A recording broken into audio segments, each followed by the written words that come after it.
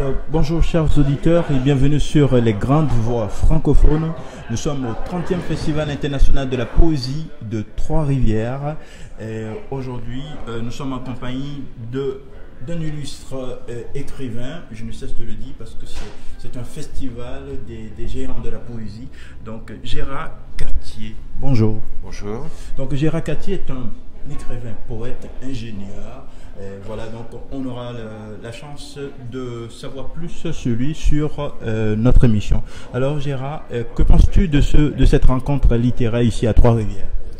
C'est la première fois que je viens à Trois-Rivières. Je suis enchanté et honoré parce que c'est, je crois, l'un des plus grands festivals du monde de poésie. Et en plus, c'est le 30e anniversaire de ce festival, donc c'est une occasion vraiment importante. Le public est extrêmement chaleureux, très attentif, et l'organisation, il faut le dire, est absolument impeccable, ce qui n'est pas toujours le cas dans d'autres festivals. Mais est-ce que vous avez eu la chance quand même, outre ce festival, de participer à d'autres rencontres littéraires dans le monde? Oui, bien sûr, oui. Oui. Vous étiez à quel festival? Cette année, par exemple, je suis allé au Festival d'Istanbul, qui est un festival international qui a rassemblé également des poètes de tous horizons. Il y avait par exemple un Brésilien, une Italienne, une poète des Émirats Arabes Unis, etc. Et beaucoup de poètes turcs, naturellement.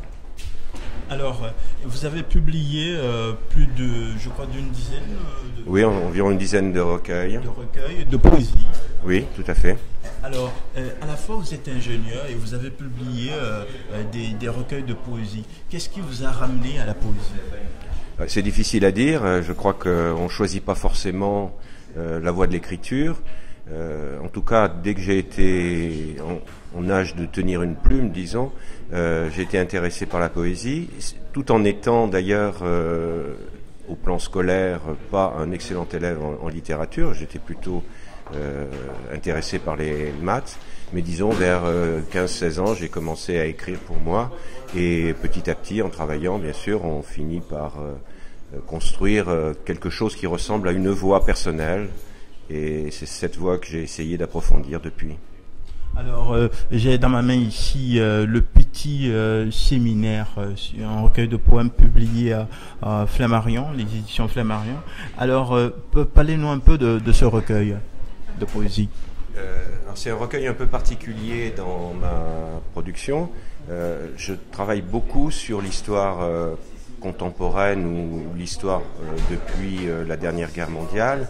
Ce recueil, au contraire, est une autobiographie qui est organisée en 3 parties, qui couvre 3 périodes importantes de ma vie.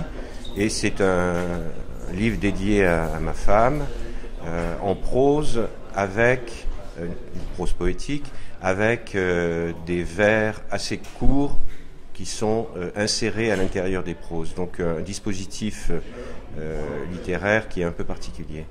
Alors, et nous avons également Tristan. Et vous avez reçu un prix qui porte ce nom? Ah, c'est oui, je ne l'avais pas remarqué. J'ai reçu pour un autre recueil le prix Tristan Tzara, poète surréaliste bien connu. Tristan, en fait, est un prénom qui remonte au Moyen-Âge, et il y a la fameuse légende de Tristan et Iseux qui m'a toujours fasciné. Et donc j'ai écrit un livre qui s'appelle Tristran, parce que Tristan, quand on regarde les centaines de poèmes ou de versions différentes de la légende, Tristan ne porte pas toujours le même nom. Parfois il s'appelle Tristran, parfois Tristem, etc. Donc, j'ai choisi Tristran, et c'est un recueil où la légende est transportée dans le XXe siècle.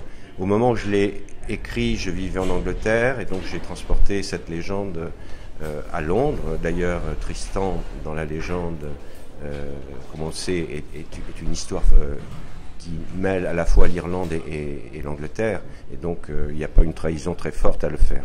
Mais enfin, l'important pour moi, plus que la transposition dans le XXe siècle, c'était la légende elle-même.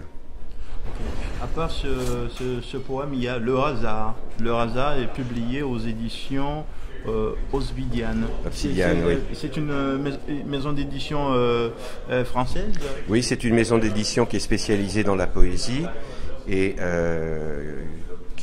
où j'ai publié plusieurs recueils.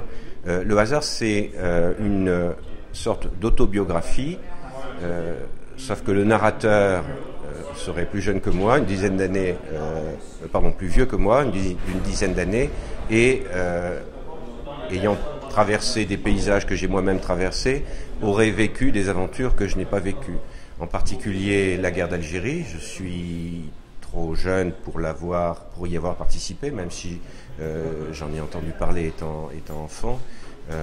Mais également la Palestine, le Liban, etc. Et c'est un recueil qui n'est pas seulement un recueil historique, où il y a également des poèmes d'amour, des poèmes de voyage. Donc j'ai essayé, en fait, comme on le retrouve dans les poètes chinois, de rassembler tous les poèmes qui auraient pu être écrits par un écrivain au cours de sa vie dans un seul recueil. C'est une sorte de roman d'une vie.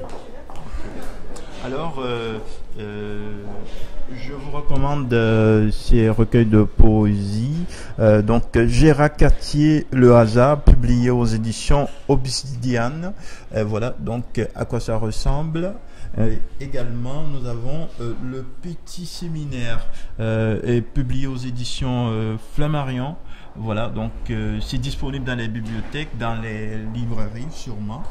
Et également, Tristan est publié également aux éditions Obsidian. Donc je vous le recommande, ça ne coûte pas cher.